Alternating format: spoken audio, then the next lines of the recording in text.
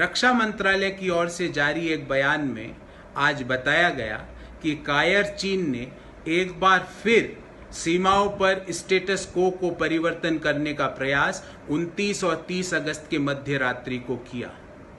इस बार उसने यह प्रयास पैंगोंग त्सो झील के दक्षिणी भाग पर किया। हालांकि भारत की वीर सेना ने हर बार की तरह चीन को मुंहतोड़ जवाब दिया, पर पिछले कुछ महीनों में चीन की मानो ये आदत सी बन चुकी है। भले ही वो डोकलाम का एरिया हो, भले ही वो नाकुला का एरिया हो, भले ही वो लिपुलेक का एरिया हो, भले ही वो पैंगोंग त्सो झील का एरिया हो, भले ही वो गलवान घाटी और गोगरा घाटी का एरिया हो, हर जगह चीन की सेना स्टेटस को चेंज करने का प्रयास कर रही है। हर जगह चीन की सेना भारत मां की सरजमी पर अपना आधिपत्य जमाने का प्रयास कर रही है। ये क्या दर्शाता है? निश्चित रूप से ये सरकार की स्ट्रेटेजिक अफेयर्स की नाकामी को दर्शाता है। निश्चित रूप से ये सरकार की जियोपॉलिटिकल अंडरस्टैंडिंग की नाकामी को दर्शाता है, क्योंकि जब माननीय प्रधानमंत्री जी चीन का नाम तक लेने से परहेज कर रहे हैं, शहरों का, देश के शहरों का नाम बदलते बदलते सरकार ने तो चीन का नाम ही बदल के विस्तारवादी कर दिया है। ऐसा नाम लेने से क्या परहेज है?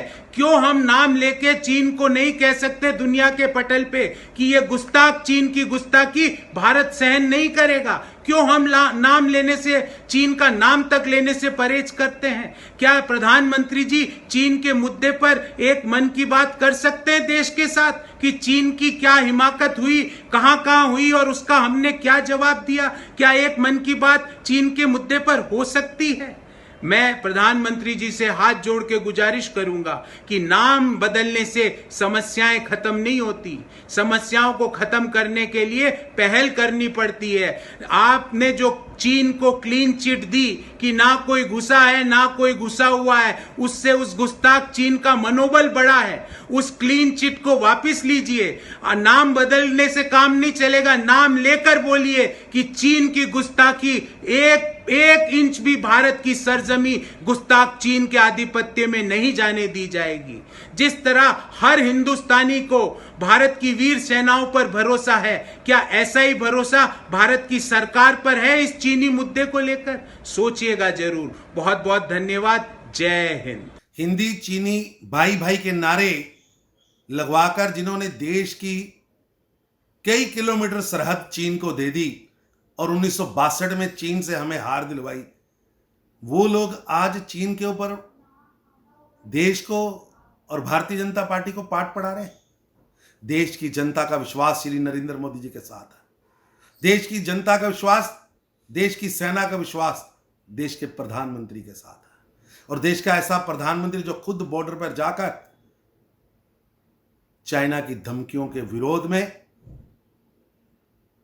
भारत के वीर सैनिकों के सम्मान के लिए वहां जाते हैं। और आज मोदी जी की कूटनीति रणनीति का परिणाम है कि आज चीन विश्व पटल पर अलग थलग पड़ा। भारतीय जवानों ने पैंगोंग से क्षेत्र में 29 और 30 अगस्त को रात को जो यथास्थिति बदलने के लिए चीन ने कोशिश की, उसके उकसावे में नहीं आई और देश की उन स्थानों की यथास्थिति को बरकरार रखा। ये समय उन वीर सैनिकों को सम्मान करने का है, ना कि उस पर राजनीति करने का। हमारे वीर सैनिकों ने उस झील के दक्षिणी किनारे पर पीएलए की गतिविधियों को पहले ही विफल कर दिया था और जमीन पर तथ्य एक तरफ बदलने के लिए चीन के जो इरादे हैं उसको उन्होंने विफल किया, फेल किया। जहां चीन विश्व के सभी कॉर्नर्स पर हार रहा है, वहां भारत पर दबाव बनाने में भी हार रहा है।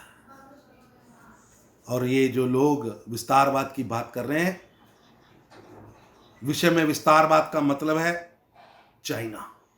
ये चाइना केवल भारत के साथ नहीं, तिब्बत, वियतनाम, हांगकांग जैसे कई देशों के साथ चीन के विस्तारवादी नीति के कारण आज सीमा विवाद खड़े हुए हैं। और आज पूरा विश्व भारतीय जनता पार्टी के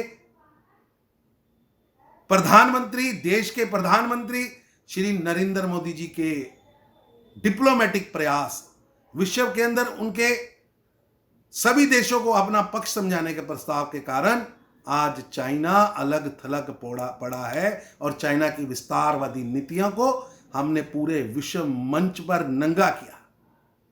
पर मैं पूछना चाहता हूं अपने कांग्रेस के मित्र से कि क्या कारण है कि रात को चाइना के राजदूत के साथ राहुल गांधी जी छुप छुप कर मिलते हैं?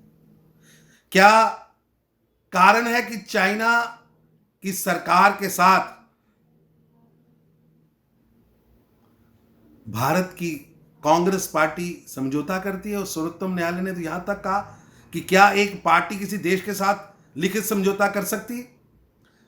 बीजिंग की दोस्ती का रिश्ता, बीजिंग की भाषा का रिश्ता, बीजिंग की भाषा को भारत में ट्रांसलेट करके बोलने का रिश्ता, डोकलाम का स्टैंड हो या कोई, राहुल गांधी हमेशा ही भारत को नीचा दिखाने का प्रयास करते रहे हैं। और नरेंद्र मोदी जी की विश्वसनीयता, उनकी कमिटमेंट, सीमा के 1 इंच भूमि भी हम किसी को नहीं देंगे। पर दुर्भाग्य है, सेना लड़ रही है, देश का नेतृत्व पॉलिटिकली पूरे विश्व को साथ लेकर चल रहा है, पूरे विश्व में चाइना को नंगा कर रहा है, विस्तारवाद की परिभाषा बता रहा है।